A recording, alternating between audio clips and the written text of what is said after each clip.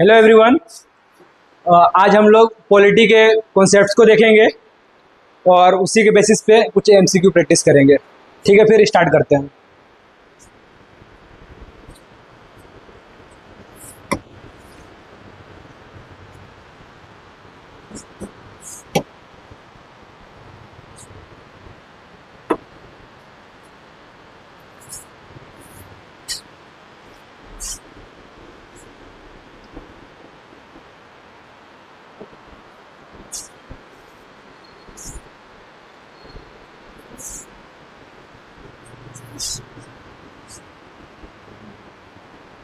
पहला क्या कॉन्सेप्ट है, इमरजेंसी प्रोविजन को लेके। इंडिया में इमरजेंसी प्रोविजन लगाने के लिए क्या आर्टिकल है, तो आर्टिकल 352 डील करता है नेशनल इमरजेंसी को लेके। Article 356 state emergency, article 360 financial emergency.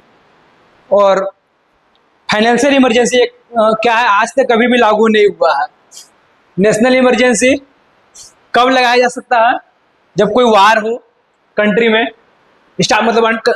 कोई दूसरे देश के साथ वार स्टार्ट हो जाए, या फिर हमारे इंडिया में ही बहुत ज़्यादा एजिटेशन हो जाए, लोग विद्रोह करने लग जाए, उस केस में नेशनल इमरजेंसी लगाया जा सकता है। स्टेट इमरजेंसी के लिए क्या है, मशीनरी फेल्योर, मतलब कि अगर गवर्नमेंट ऑफ इंडिया को लगेगा कि ये स्टेट अच्छे से गवर्न नहीं हो रही है, तो जो भी काउंसिल ऑफ मिनिस्टर हैं एडवाइस करेंगे प्रेसिडेंट को इस विषय को लेके, और उसके बाद स्टेट में इमरजेंसी लगाया जाएगा, जिसको बोलते हैं प्रेसिडेंट रूल। और तीसरा क्या है, फाइनेंशियल इमरजेंसी। अगर पैसों की बहुत ज़्यादा फिजिकल तो मतलब राजकोषीय या फिर जो देश में जो भी फाइनेंस को लेके जो भी इशू है, अगर सरकार के पास पैसे कम पड़ रहे हैं लोगों को देने के लिए, या फिर किसी और जो भी सैलरीड एम्प्लॉयड है उनको देने के लिए, या फिर किसी भी तरीका का लॉस में चल रही है गवर्नमेंट, बहुत ज़्यादा प्रॉब्लम में है, और उसको मैनेज करने के लिए फाइनेंशियल इमरजेंसी लगाया जाता है। पर हमारे देश में आज तक ये कभी लागू नहीं हुआ। आर्टिकल 360 कभी इम्प्लीमेंट नहीं हुआ है। कुछ एक पार्लियामेंट प्रोसीड्योर है, जैसे कि आर्टिकल 110 डिफाइन करता है मनी बिल क्या है। आर्टिकल 111 प्रेसिडेंट असेंट करते हैं बिल को, उसके बारे में डिफिनेशन दिया गया आर्टिकल 111 में। आर्टिकल 112 जो कि बजट से रिलेटेड है, हर साल देश में बजट पास होता है, तो आर्टिकल 112 इसको इम्पावर किया है बजट पास करने के लिए। आर्टिकल 118 से 122 क्या है, ये रूल्स ऑफ प्रोसीड्योर। क्या प्रोसीड्योर्स फॉलो किए जाएंगे पार्लियामेंट के अंदर, क्या प्रिविलेज है पार्लियामेंट का, ठीक है, इसको लेके इस आर्टिकल में डिस्कस किया गया है। आर्टिकल 124 एक किसके लिए डिस्कस करता है, सुप्रीम कोर्ट का एस्टेब्लिशमेंट आर्टिकल 124 के तहत। आर्टिकल 131 सेंटर और स्टेट के डिस्प्यूट के बारे में बताया जाता है, कि जैसे कि कोई अगर सेंटर और स्टेट के बीच में कोई डिस्प्यूट चल रहा है, तो उस चीज को कैसे डील करना है, किसमें दिया गया, आर्टिकल 131 में। और क्या है मेजर आर्टिकल जो है, आर्टिकल 111 क्या बोलता है, सुप्रीम कोर्ट का जजमेंट सभी कोर्ट पे लागू होगा। मतलब कि सुप्रीम कोर्ट सारे जितने भी लोअर कोर्ट है, हायर कोर्ट है, हाई कोर्ट है, वो सब पे जो भी जजमेंट आएगा सुप्रीम कोर्ट का, वो बाइंडिंग रहेगा। मतलब सब जितने भी लोअर कोर्ट्स हैं सबको सुप्रीम कोर्ट के जजमेंट की बात को मानना है।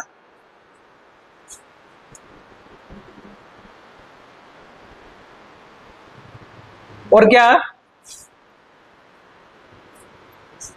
प्रेसिडेंट के बारे में आर्टिकल 52 से 78 को डील करता है। और क्या एज है, मतलब प्रेसिडेंट के लिए क्या एज होना चाहिए, minimum age 35 years of age, कितने साल का उनका टेन्योर रहता है, 5 ईयर्स ऑफ टेन्योर। गवर्नर के लिए क्या आर्टिकल डील करता है, 153 से लेके 167 तक। ये क्या है, क्या बोला था, हेड ऑफ स्टेट एग्जीक्यूटिव, इनके द्वारा अपॉइंट किए जाते हैं गवर्नर, अपॉइंटेड बाय प्रेसिडेंट। इनका मिनिमम एज क्या हो सकता है, 35 ईयर्स ऑफ मिनिमम एज रहना चाहिए, मतलब अपॉइंटमेंट के लिए इनका कितना एज होना चाहिए, 35 ईयर्स। पंचायती राज, पंचायती राज हमारे देश में कौन से अमेंडमेंट से आया, 73rd amendment, 73rd constitutional amendment के तहत पंचायती राज, ठीक है। और 74th के तहत क्या था, 74th के तहत म्युनिसिपैलिटीज, ठीक है। और ये क्या है, पंचायती राज के अंदर 3 टायर सिस्टम। पहला क्या सिस्टम है, ग्राम पंचायत, पंचायत समिति। दूसरा क्या है, जिला परिषद, सॉरी तीसरा। और क्या क्या इसके अंदर है, reservation for SC ST and women दिया गया है। इसको डील कौन करता है, पंचायती राज, जो भी इलेक्शन जो भी होते हैं इसके, आपको ग्राम पंचायत का लेके या फिर जो भी आपका परिषद, जिला परिषद में जो भी इलेक्शन होंगे उसको कौन डील करता है, स्टेट इलेक्शन कमीशन। और जो भी इसका जो भी फाइनेंस जो देखा जाता है, किसके तहत देखा जाता है, स्टेट फाइनेंस कमीशन इसको देखता है। और क्या क्या अमेंडमेंट है,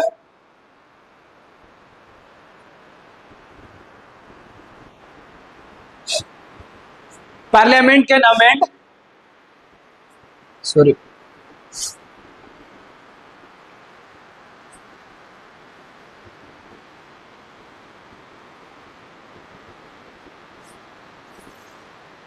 जो भी हमारे कॉन्स्टिट्यूशन में जो अमेंडमेंट करना है, जो भी कॉन्स्टिट्यूशन जो कैसे अमेंडमेंट होगा वो कौन से आर्टिकल के थ्रू, आर्टिकल 368। और क्या इसके लिए चाहिए हमें मतलब कौन सा मेजोरिटी, स्पेशल मेजोरिटी के तहत अमेंडमेंट हो सकता है कॉन्स्टिट्यूशन के अंदर। और एक जो बहुत फेमस जो केस है, केशवानंद भारती केस, क्या है, 1973 में इसमें बताया गया है कि बेसिक स्ट्रक्चर को हम लोग वायलेट नहीं कर सकते हैं। सुप्रीम कोर्ट का जजमेंट है इसमें कि बेसिक स्ट्रक्चर जो है ये वायलेट नहीं होगा। आप कुछ भी अमेंडमेंट कीजिए, ठीक है, पर बेसिक स्ट्रक्चर जो है उसको नहीं बदल सकते हैं। जब बहुत इंपॉर्टेंट लिस्ट है, शेड्यूल ऑफ द कॉन्स्टिट्यूशन, क्या क्या शेड्यूल है हमारे कॉन्स्टिट्यूशन के अंदर में। पहला शेड्यूल किस चीज को डील करता है, यूनियन एंड स्टेट टेरिटरीज को। दूसरा schedule salaries of the government official, क्या सैलरी रहेगा प्रेसिडेंट के लिए, प्राइम मिनिस्टर के लिए, गवर्नर के लिए, सारा सैलरी किस में डिस्कस किया गया है, शेड्यूल 2 में। तीसरा शेड्यूल किसको डील करता है, ओथ एंड अफर्मेशन, किस में डील करता है, ओथ एंड अफर्मेशन। क्या मतलब जो भी ओथ, जब भी चुनाव जीत के जो भी आते हैं लोग, तो क्या ओथ लेना है, क्या उनका और भी चीज जो भी होगा, जो भी फॉर्मेलिटी है, किसमें लिखा गया, शेड्यूल 3 के अंदर।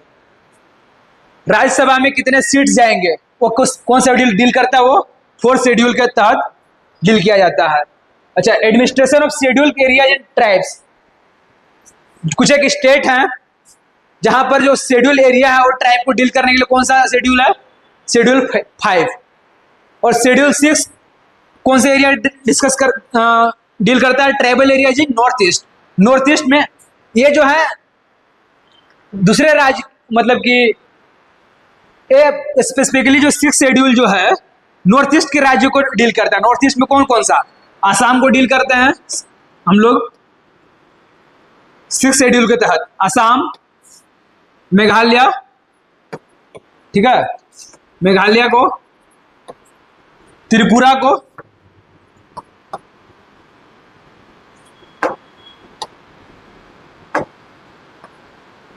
को, डील करेंगे, और मिजोरम को।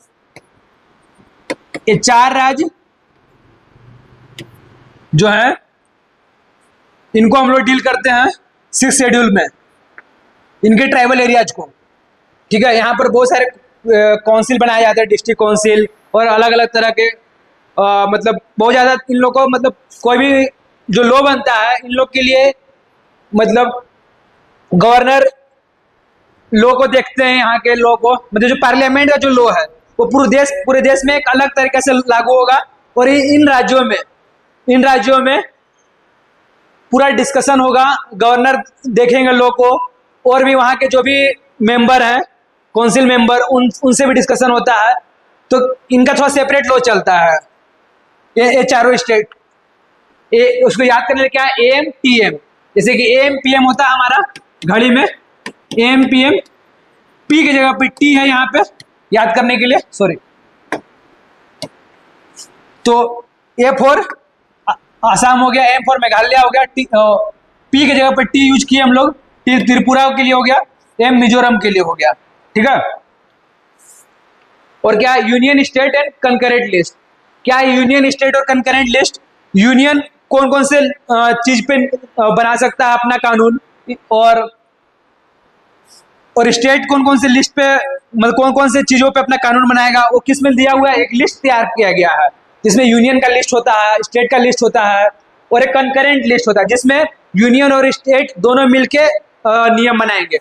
और इसमें भी क्या है, कंकरेंट लिस्ट में अगर स्टेट मतलब यूनियन बाइंडिंग नहीं है, कंकरेंट लिस्ट में मतलब कि यूनियन का ही पावर चलेगा। अगर किसी चीज में अगर डिस्प्यूट हो गया, कोई मैटर को लेके, कोई ऐसा मैटर जो कंकरेंट लिस्ट में आ रहा है और उस लॉ को लेके मतलब कुछ मैटर डिस्प्यूट आ रहा है उसमें, तो उसमें यूनियन का डिसीजन फाइनल होगा, ठीक है। मतलब पूरा हम लोग का सिस्टम यूनिटरी बायस कर सकते हैं, हम लोग के इंडिया में चलता है, मतलब यूनियन तरफ बायस है पूरा सिस्टम। और क्या है, 8 शेड्यूल 22 ऑफिशियल लैंग्वेज, जो भी हमारे कंट्री में जो भी लैंग्वेज है उनको किस में रखा गया है, ऑफिशियल लैंग्वेज को 8 शेड्यूल के अंदर।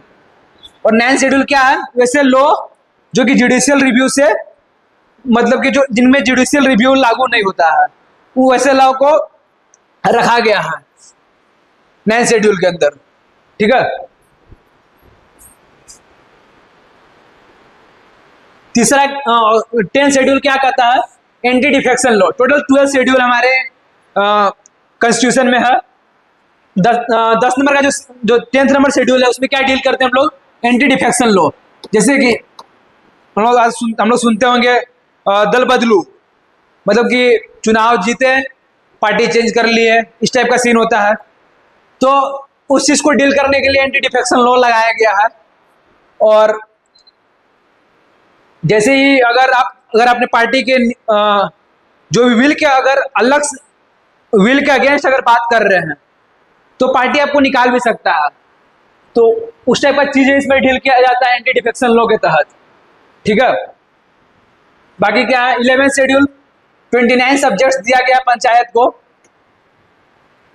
और 18 सब्जेक्ट्स दिया गया है म्युनिसिपैलिटीज को। मतलब बेसिकली इसमें क्या क्या काम करेंगे पंचायत, कौन कौन से सेक्टर को देखेंगे, उसमें उस चीज को इसमें रखा गया है।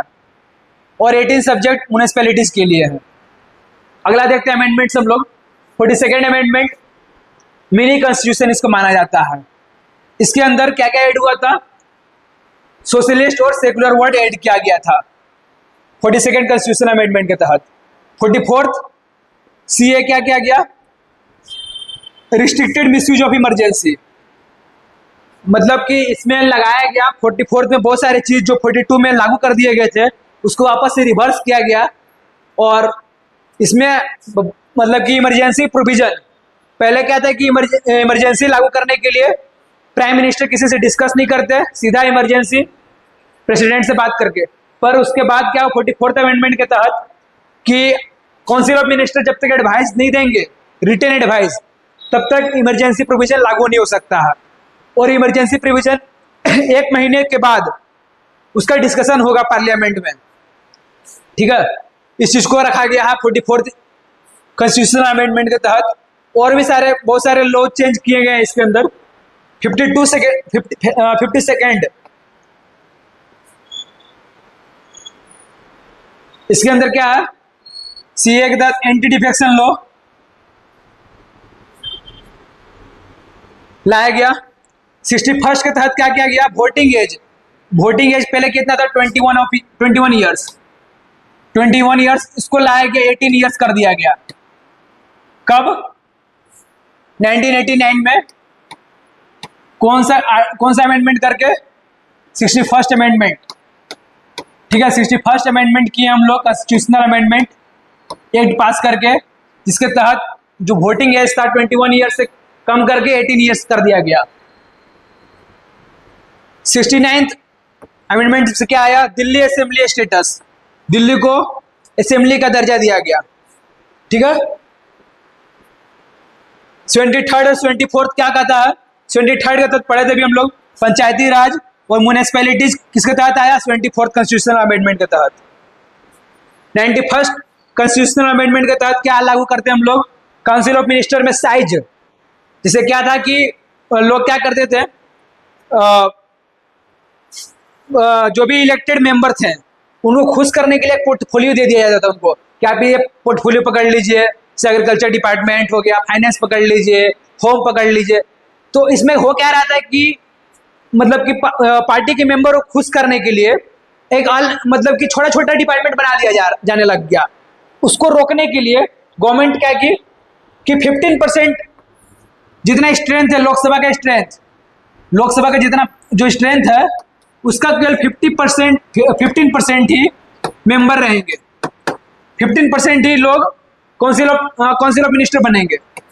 ठीक है, इससे ज्यादा का साइज नहीं हो सकता है। ठीक है, काउंसिल ऑफ मिनिस्टर। ठीक है, ये चीज लागू कर दिया गया। और 101st कॉन्स्टिट्यूशनल अमेंडमेंट के तहत क्या आया? GST, goods and service tax.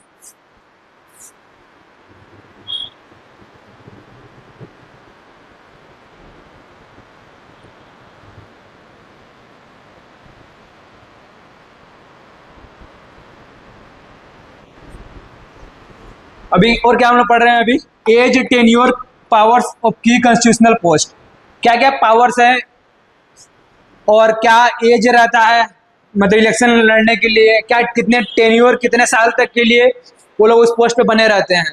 तो प्रेसिडेंट कितने प्रेसिडेंट बनने के लिए कितना एज होना चाहिए? Minimum 35 years of age. President के लिए कितना?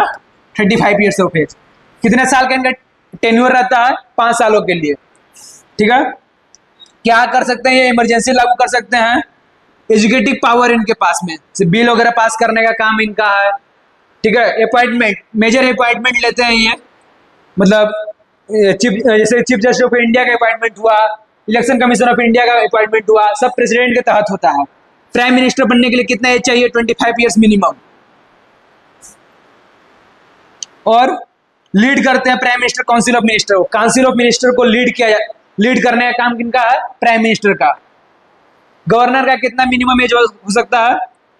35 ईयर्स ऑफ मिनिमम एज। और इनका ऐसा कुछ फिक्स फिक्स टेन्योर नहीं है इनका कि इतने साल तक रहेंगे गवर्नर और प्रेसिडेंट के मतलब कि विवेक पे है। प्रेसिडेंट जब तक चाह रहे हैं तब तक। और प्रेसिडेंट को कौन एडवाइस करेगा? Council of minister. Council of minister बोलेंगे इस राज्य के गवर्नर को हटाइए, तो उनको हटाना पड़ेगा। ठीक है, ये चीज है। बस केवल हम लोग कहने के लिए कह देते हैं कि प्रेसिडेंट के विवेक पे सब कुछ है, पर प्रेसिडेंट को एड एंड एडवाइस कौन कर रहा है? Council of minister. प्रेसिडेंट को एड एंड एडवाइस किसके तहत मिलता है? किसके तरफ से मिलता है? काउंसिल ऑफ मिनिस्टर, पूरा रेस्पॉन्सिबल। और काउंसिल ऑफ मिनिस्टर को लीड कौन कर रहे हैं? हमारे पीएम। समझ आ रहा बात? ठीक है। और क्या है? स्पीकर। स्पीकर का क्या है? लोकसभा में स्पीकर क्या होते हैं? हेड। लोकसभा जो भी प्रिसाइड करते हैं वो, मतलब कि हेड रहेंगे लोकसभा के। जो भी बैठक होगा उनमें स्पीकर का पोस्ट सबसे ऊपर में है लोकसभा के अंदर। और ये वोट कब कर सकते हैं? Casting vote. कास्टिंग वोट मतलब अगर टाई हो रहा है, अगर सपोज कोई सा बिल इंट्रोड्यूस हुआ है, उसमें टाई हो रहा है, तो उसके अंदर उनका एक वोट जाएगा और वो कंक्लूजन वोट रहता है। वो कंक्लूड करना है, मतलब कि उस चीज को टाई ब्रेकर, मतलब जो टाई ब्रेकर, जो टाई को ब्रेक करने का इनका काम है, जो टाई ब्रेक करते हैं, कौन करते हैं? स्पीकर का काम है। इनका कितना टेन्योर रहता है? टेन्योर 5 साल का टेन्योर रहता है इनका। सॉरी, सीएजी, सीएजी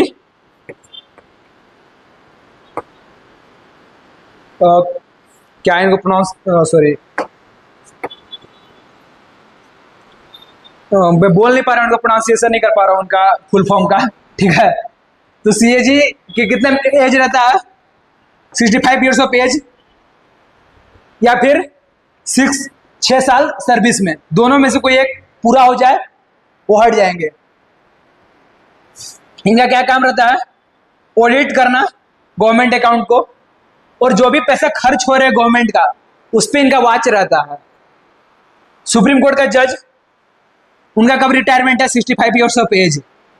उनको क्या बोला जाता है? Guardian of constitution. जो भी कॉन्स्टिट्यूशन में जो भी अगर कुछ ऐसा कुछ नहीं समझ में आ रहा है कॉन्स्टिट्यूशन का कोई, तो उसको इंटरप्रेट कौन करता है? Supreme court. सुप्रीम कोर्ट का डिसीजन फाइनल होगा, ठीक है। अगला क्या है? हाई कोर्ट जज। हाई कोर्ट जब कब रिटायर करेंगे? 62 ईयर्स में। इनका क्या काम है? नीचे के जुडिशियरी को देखना, सुपरवाइज करना, ठीक है। मतलब कि स्टेट लेवल पे हाई कोर्ट रहते हैं। अच्छा, कुछ एक कमीशन है, पॉलिटी के अंदर कमीशन बहुत इंपॉर्टेंट है, ठीक। पहला कमीशन क्या? सरकारिया कमीशन। सरकारिया कमीशन किस चीज पे डील करते हैं?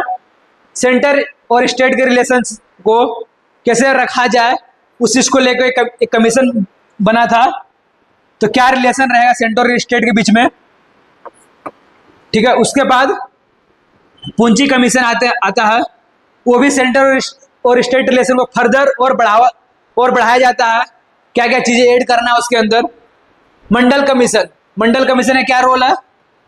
OBC reservation. इनका सबसे इंपॉर्टेंट कंट्रीब्यूशन किसमें है? ओबीसी रिजर्वेशन, जो 27% लागू हुआ। फाइनेंस कमीशन क्या देखता है? फाइनेंस कमीशन का काम है डिस्ट्रीब्यूशन ऑफ टैक्स। स्टेट और सेंटर के बीच में टैक्स का डिवोल्यूशन, कैसे टैक्स बटेगा सेंटर और स्टेट के बीच में, वो किसके तहत आर्टिकल 280 में दिया गया है। और कौन इसको डील करता है? Finance commission.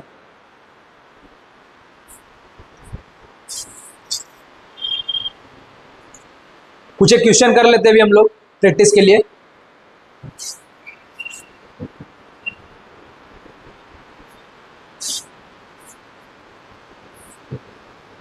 कौन सा आर्टिकल डील करता है नेशनल इमरजेंसी को लेकर? तो नेशनल इमरजेंसी मतलब कि आर्टिकल 352। आर्टिकल 356 किस चीज को डील करता है? State emergency. स्टेट इमरजेंसी या फिर प्रेसिडेंट रूल, इसको बोलते हैं हम लोग। आर्टिकल 360 किस चीज को डील करता है? Financial emergency. किस चीज को डील करता है? फाइनेंशियल इमरजेंसी, ठीक है। आर्टिकल 368 कॉन्स्टिट्यूशन में अमेंडमेंट का प्रोसीड्योर किसमें है? आर्टिकल 368 के अंदर।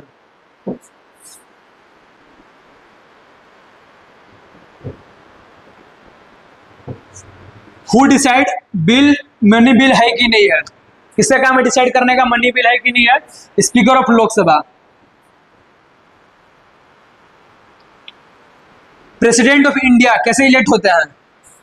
President of India member of Lok Sabha, member of Rajya Sabha और स्टेट असेंबली।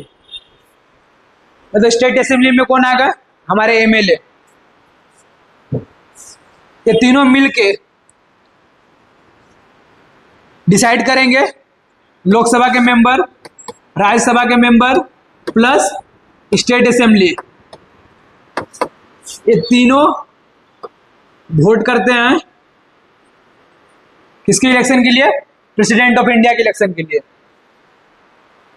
विच शेड्यूल ऑफिशियल लैंग्वेज, कौन से शेड्यूल में ऑफिशियल लैंग्वेज को दिया गया है? 8 शेड्यूल के अंदर ऑफिशियल लैंग्वेज को रखा गया है। कितने ऑफिशियल लैंग्वेज है? 22 अभी।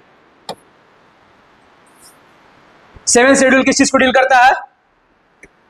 7 schedule centre union list. Union list क्या है? Union list, state list, union list, state list और कंकरेंट लिस्ट। Concurrent list.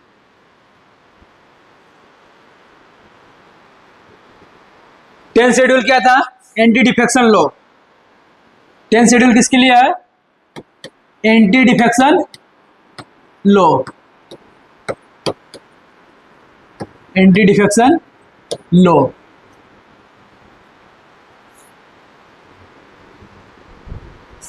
और क्या था?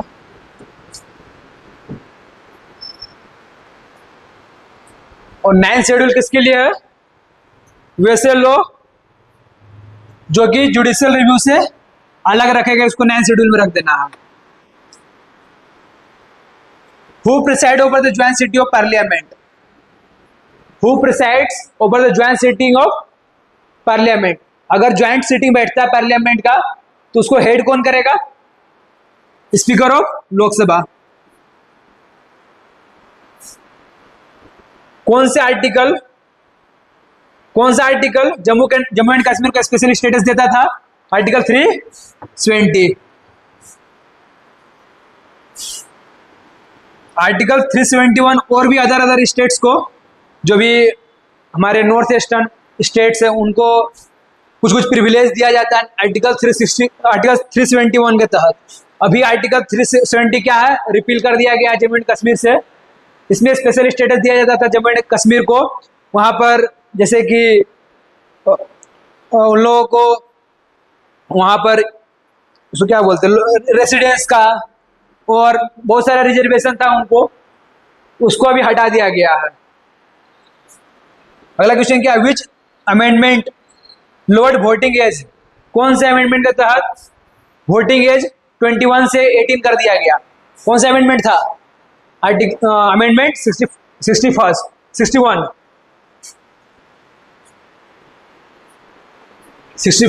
अमेंडमेंट के तहत वोटिंग एज 21 से 18 ईयर्स। 42 अमेंडमेंट क्या था? Socialist and secular. Socialist and secular word add किया गया।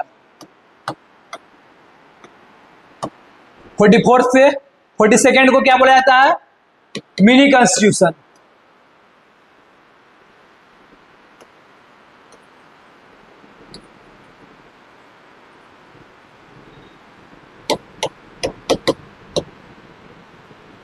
Mini constitutional amendment.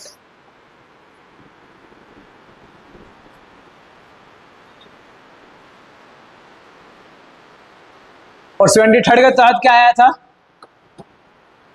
पंचायती राज।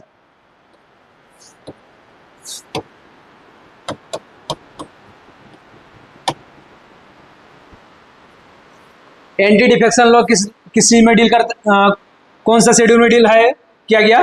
10th शेड्यूल में। और कौन से अमेंडमेंट से आया ये? 52nd।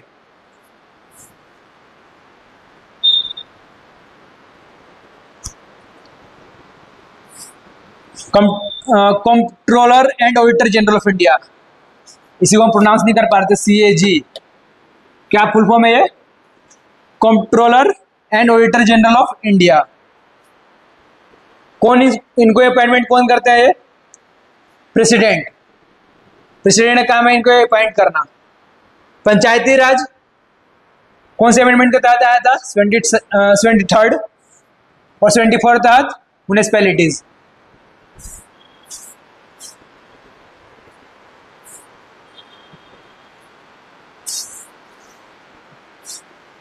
कुछ और क्वेश्चन कर लेते हैं।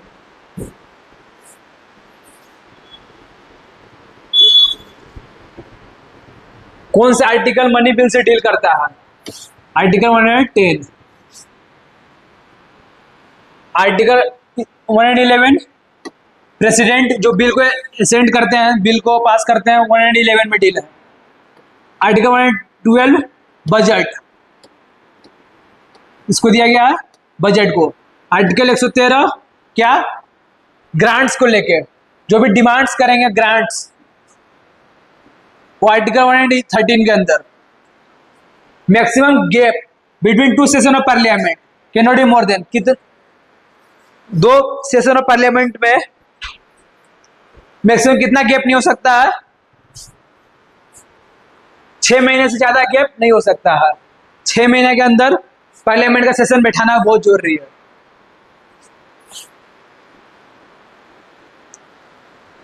Who presides over Rajya Sabha, Rajya Sabha में कौन हेड करता है राज्यसभा को, vice president of India,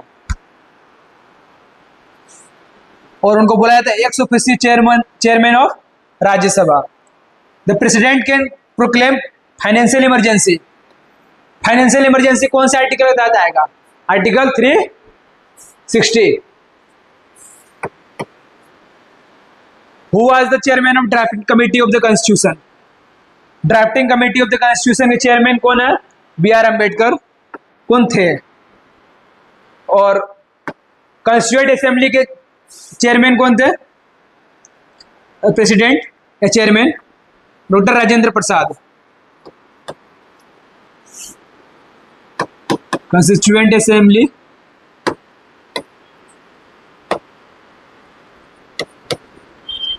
president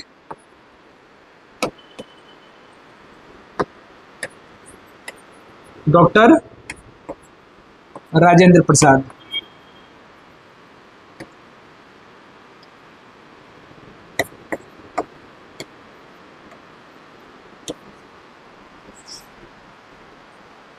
Jawaharlal Nehru का क्या काम था, उन्होंने ऑब्जेक्टिव रेजोल्यूशन पास किया था। ऑब्जेक्टिव रेजोल्यूशन बेसिकली क्या है, प्रीएम्बल। बाद में आगे चल के ऑब्जेक्टिव रेजोल्यूशन को हम लोग क्या कर दिए, प्रीएम्बल में कन्वर्ट कर दिए। Which schedule deal with the allocation of seats in Rajya Sabha, Rajya Sabha का जो सीट्स कितना होगा कौन सा शेड्यूल डील करता है, 4th शेड्यूल। 3rd शेड्यूल में क्या काम है, ओथ का। 7th schedule union list, state list और कंकरेंट लिस्ट के बारे में। और 8th शेड्यूल क्या करता है, डील लैंग्वेज को लेके।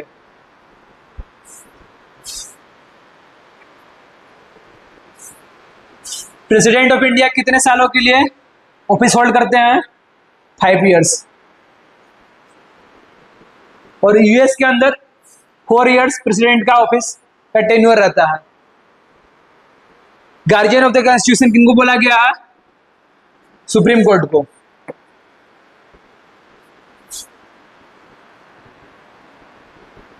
Which article deal with procedure for amending the constitution, क्या कौन सा आर्टिकल जो डील करता है प्रोसीड्यूर, कॉन्स्टिट्यूशन को अमेंड करने के लिए कौन सा आर्टिकल के लिए हम लोग यूज करते हैं, हम लोग प्रोसीड्यूर किसमें है, आर्टिकल 368।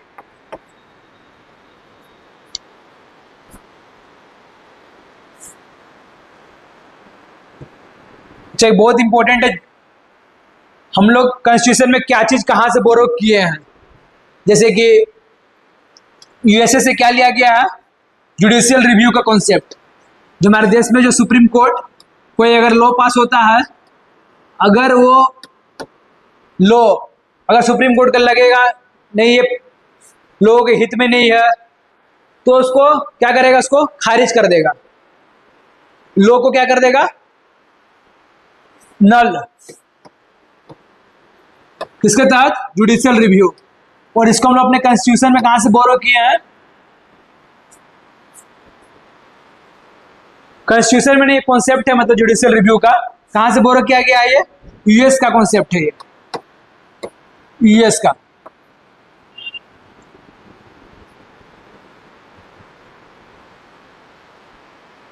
और आयरलैंड से हम लोग क्या लाए हैं,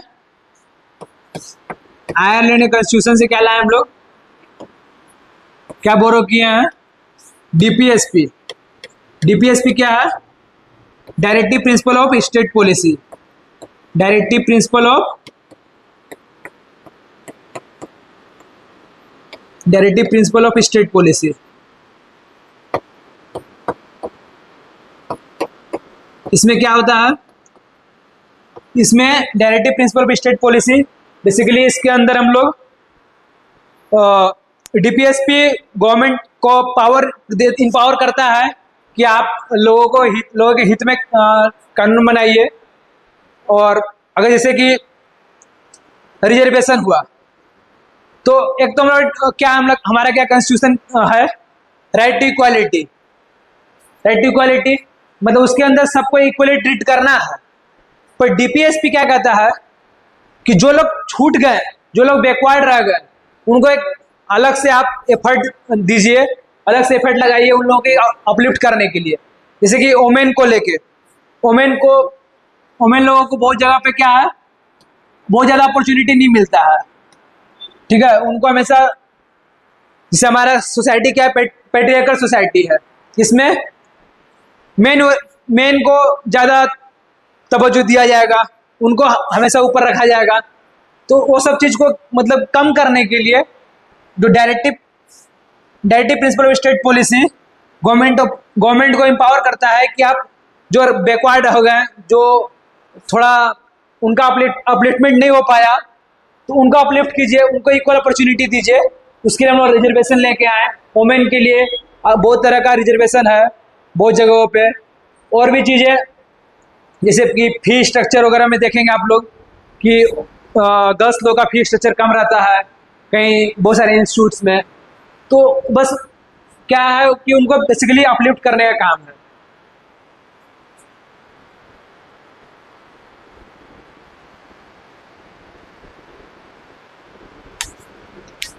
और कनाडा क्या कॉन्सेप्ट दिया हम लोगों को, फेडरलिज्म का।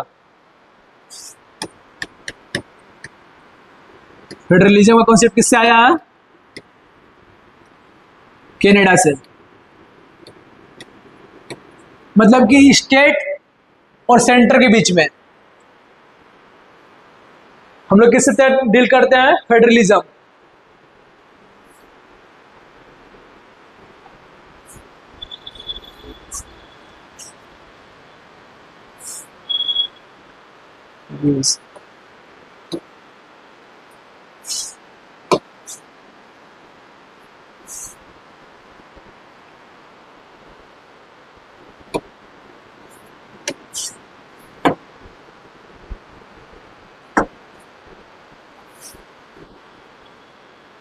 प्रेसिडेंट ऑफ इंडिया को ओथ कौन दिलवाता है, चीफ जस्टिस ऑफ इंडिया। उनका काम है ओथ दिलवाने का। अगर chief justice of India absent रहे तो कौन दिलवाएगा, सीनियर मोस्ट जज सुप्रीम कोर्ट के, ठीक है। Which article of the Indian constitution is called soul of the constitution. कौन से आर्टिकल को सोल ऑफ द कॉन्स्टिट्यूशन कहा गया है, आर्टिकल 32 को। आर्टिकल 21 क्या है, राइट टू लाइफ। राइट, उसको और भी एक्सपेंड करके लिखते हैं हम लोग, राइट टू डिग्निटी,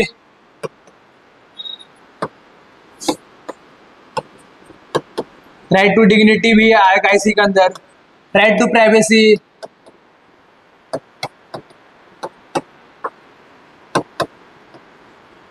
और बहुत सारे इसके अंदर एक्सपेंड करके ऐड किया गया है आर्टिकल 21 को। आर्टिकल 368 क्या डील करता है, procedure for amending of constitutional amendment.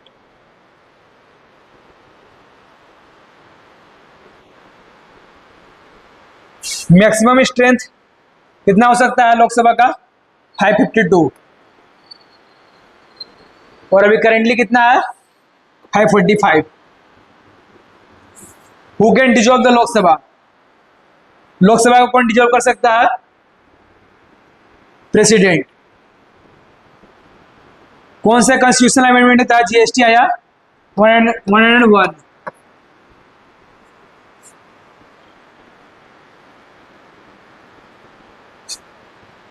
Financial budget, budget के लिए कौन सा आर्टिकल है, आर्टिकल 112।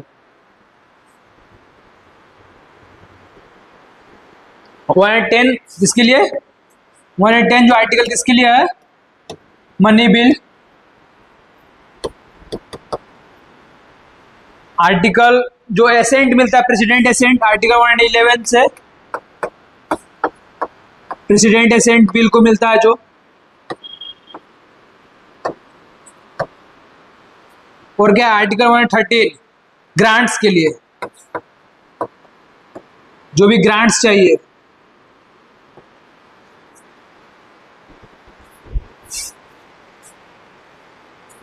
चीफ इलेक्शन कमिश्नर कौन अपॉइंट करते हैं?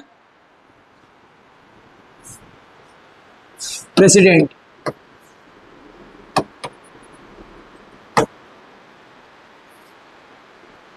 वोटिंग एज 21 से 18 कौन सा अमेंडमेंट से आया? 61st। Heart and soul of the constitution कौन सा आर्टिकल कहा जाता है? आर्टिकल 32। और heart and soul constitution, article 32 को heart and soul of the constitution कौन बोले हैं? B.R. Ambedkar. Which schedule contain the provision regarding anti defection law? Anti defection law कौन से शेड्यूल को डील करता है? Anti defection law schedule 10।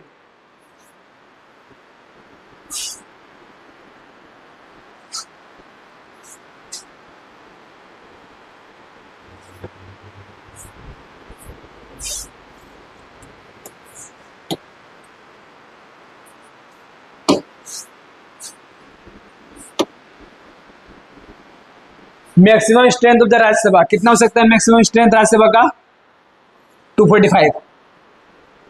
और अभी करंट स्ट्रेंथ कितना है? सॉरी 250 मैक्सिमम स्ट्रेंथ होगा। और करंट स्ट्रेंथ जो कितना है अभी? 245। Which article deals with impeachment of president? Impeachment का मतलब प्रेसिडेंट को हटाने का कौन सा आर्टिकल डील करता है? आर्टिकल 61। आर्टिकल 61 के तहत procedure for impeachment of president डाला गया है। आर्टिकल 72 क्या डील करता है? Pardoning power of the president. Article 72 pardoning power. Pardoning मतलब क्षमा करने का पावर प्रेसिडेंट के पास है। किसके तहत है? आर्टिकल 72 के तहत। पंचायती राज कॉन्स्टिट्यूशनल स्टेटस कब मिला? पंचायती कौन से अमेंडमेंट से? 23rd। Which body recommends distribution of taxes? Taxes को डिस्ट्रीब्यूट करने का किसका काम है? Finance commission.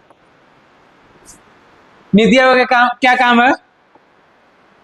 Law and NITI Aayog का क्या काम है? Think tank of the government के जैसे काम करती है नीति आयोग। कोई भी पॉलिसी हो उसको लेके डिस्कस करना, क्या आगे डेवलपमेंट होगा फर्दर कंट्री में, क्या क्या डेवलपमेंट करने होंगे ताकि देश आगे बढ़े, वो कौन सोचने किसका काम है? नीति आयोग। और भी ऐसे तो पार्लियामेंट में डिस्कशन होता ही है, पर बेसिकली इन लोगों का डेवलपमेंट वर्क को लेके, मतलब ये लोग को दिया गया काम और इनको think tank of the country बोला जाता है नीति आयोग को। पहले किसका काम था? प्लानिंग कमीशन का। पर अब प्लानिंग कमीशन क्या है? अब उसको बंद कर दिया गया है। तो सीएजी का क्या काम है? ऑडिट करने का, कहाँ कितना पैसा खर्चा हो रहा है। जो एलोकेशन ऑफ सीट्स है राज्यसभा में कौन शेड्यूल के तहत आता है? ये 4th schedule. Ex officio chairman of Rajya Sabha किनको कहा जाता है? वाइस प्रेसिडेंट को।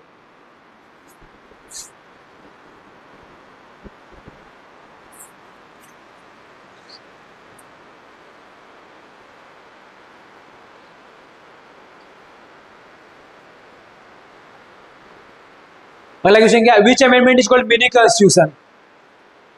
सॉरी लास्ट में हम मिनी कॉन्स्टिट्यूशनल अमेंडमेंट बोल दिए, एक लास्ट स्लाइड में जो था क्वेश्चन में। वो 42nd को क्या बोला जाता है? Mini constitution. अमेंडमेंट नहीं, मिनी कॉन्स्टिट्यूशन नाम से जाना जाता है, केवल मिनी कॉन्स्टिट्यूशन है ये।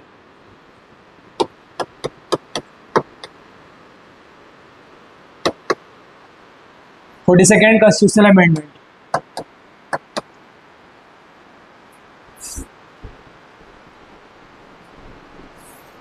राइट टू प्रॉपर्टी, पहले क्या था? राइट टू प्रॉपर्टी क्या था? ये पहले फंडामेंटल राइट में था, अब इसको हटा के किसमें कर दिया गया है? लीगल राइट में।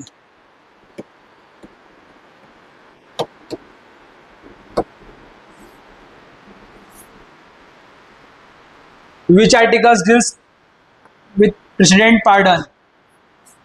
आर्टिकल 72। आर्टिकल 74 क्या है? एड एंड एडवाइस, जो काउंसिल ऑफ मिनिस्टर जो एडवाइस देते हैं, एड एंड एडवाइस, वो कौन से आर्टिकल के तहत देते हैं ये लोग? आर्टिकल 74। आर्टिकल 74। आर्टिकल 78 में क्या बताया गया है? Duties of PM, duties of PM.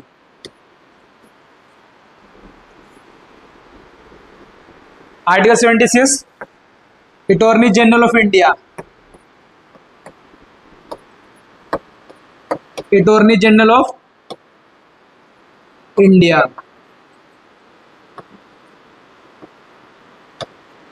Attorney general of India क्या काम है?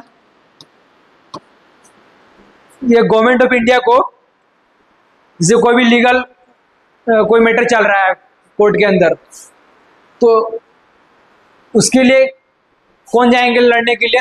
गवर्नमेंट ऑफ इंडिया की तरफ से अटॉर्नी जनरल ऑफ इंडिया। ये हो सकते हैं सुप्रीम कोर्ट के जज, मतलब कुछ कुछ कंडीशन है कौन बन सकते हैं अटॉर्नी जनरल ऑफ इंडिया। तो top most supreme court of जज को बनाया जाता है, जो टॉप जो सबसे बड़े होते हैं सुप्रीम कोर्ट जज, उनको दिया जाता है अटॉर्नी जनरल ऑफ इंडिया। और या फिर एडवोकेट भी हो सुप्रीम कोर्ट के अंदर। तो कुछ एक कंडीशन है, अभी एग्जैक्टली कंडीशन याद नहीं है मुझे, देखते हैं इसको, अगले वीडियो में डिस्कस करेंगे अटॉर्नी जनरल ऑफ इंडिया का। और गवर्नमेंट ऑफ इंडिया को लीगल बैटल जो भी होता है गवर्नमेंट ऑफ इंडिया का, कोई भी डिस्प्यूट, कोई अगर कोई अगर प्राइवेट कंपनी से या फिर कोई इंडिविजुअल अगर कोई केस कर दिया, तो उसमें अटॉर्नी जनरल ऑफ इंडिया उस चीज़ को देखते हैं। और इनका टेन्योर जो है ये प्रेसिडेंट के विवेक पे है, जब तक प्रेसिडेंट चाहेंगे तब तक रहेंगे। और प्रेसिडेंट को भी लीगल मैटर में एडवाइस करते हैं ये attorney general of India. Which committee recommends panchayati raj? Panchayati raj बनाने के लिए कौन कमेटी ने सजेस्ट किया था? बलवंत राय मेहता कमेटी। मंडल कमीशन क्या है? 27% of reservation for the OBC.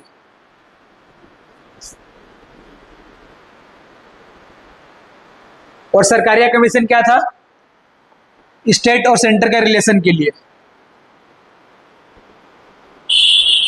और अशोक मेहता कमेटी ने क्या रिकमेंड किया था? 2 टायर पंचायती राज सिस्टम को लाने के लिए। और इनका क्या था? बलवंत राय मेहता कमेटी ने क्या बताया? 3 टायर लाइए।